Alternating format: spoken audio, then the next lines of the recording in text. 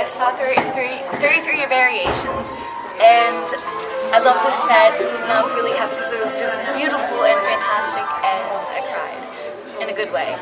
33 Variations. I didn't even know what it was about, but I read the articles in the paper and I thought, you know, this appeals to me, so I'm gonna come, and it's fantastic.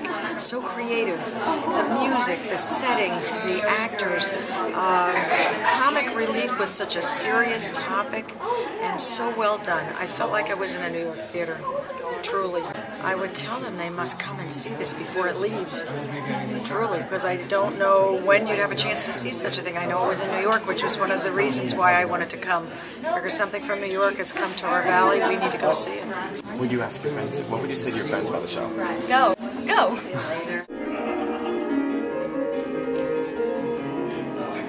Sing to the low A flat. Now raise it to the high F.